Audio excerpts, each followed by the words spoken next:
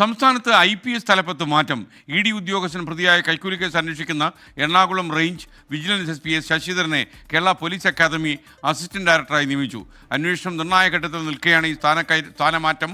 Training college principal PN Ramesh കുമാറാണ് പുതിയ vigilance SP.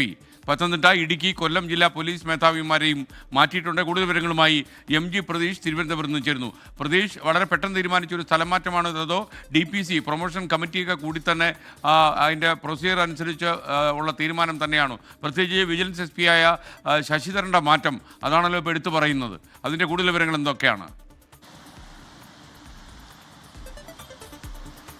SKN തീർച്ചയായും ഇന്നാണ് പൊതുഭരണ വകുപ്പ് 11 IPS ഉദ്യോഗസ്ഥരെ സ്ഥാനമാറ്റിക്കൊണ്ടുള്ള ഉത്തരവ് പുറപ്പെടുവിക്കുന്നത്. ഈ ഉത്തരവിലാണ് ചില നിർണായകമായ മാറ്റമുള്ളത്. അത് SKN സൂചിപ്പിച്ചതുപോലെ തന്നെയാണ്. എറണാകുളം റേഞ്ച് പരിധിയിൽ വരുന്ന വിജിലൻസ് SP S ശശിധരനെ മാറ്റിയിരിക്കുന്നു എന്നതാണ് ഈ ഉത്തരവിലെ ഏറ്റവും പ്രധാനപ്പെട്ട വാർത്ത. കാരണം ED ഉദ്യോഗസ്ഥൻ പ്രതിയായ കൈക്കൂലി കേസിലെ അന്വേഷണ ഉദ്യോഗസ്ഥനാണ് ശശിധരൻ. ആ ഒരു അന്വേഷണം ഒരു നിർണായക ഘട്ടത്തിൽ എത്തി നിൽക്കുകയാണ്. കഴിഞ്ഞ ദിവസമാണ് EDയിലെ അസിസ്റ്റന്റ് ഡയറക്ടറെ വിളിച്ചു വരുത്തി ചോദ്യം ചെയ്തത്. ഇങ്ങനെ ഈ ഒരു നടപടിക്രമങ്ങൾ പുരോഗമിക്കുന്ന ഘട്ടത്തിലാണ് ശശിധരനെ സ്ഥാനം മാറ്റിയത്. ആ ഒരു സ്ഥാനമാറ്റത്തിൽ എന്തെങ്കിലും തരത്തിൽ മറ്റ് കാരണങ്ങൾ ഉണ്ടോ എന്നതാണ് പ്രധാനമായും ഉയരുന്ന ഒരു ചോദ്യം. വിജിലൻസ് SP സ്ഥാനത്ത് നിന്ന് അദ്ദേഹത്തെ ട്രെയിനിങ് മാറ്റിയത് assistant director KEPA assistant director സ്ഥാനത്തേക്കാണ് ശശിധരനെ മാറ്റിയിട്ടുള്ളത്. ട്രെയിനിങ് കോളേജ് പ്രിൻസിപ്പളായിരുന്ന PN രമേഷ് കുമാറിനാണ് പുതിയ വിജിലൻസ് SPയുടെ ചുമതല സർക്കാർ നൽകിയിരിക്കുന്നത്. ഇതിനു പുറമെ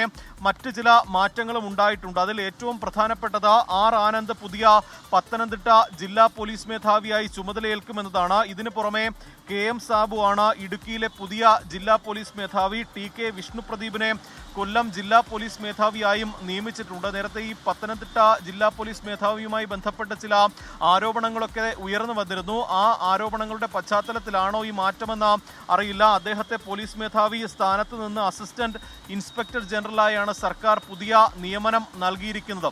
SKN MG പ്രതീക്ഷയാണ് വിവരങ്ങൾ നൽകിയത്.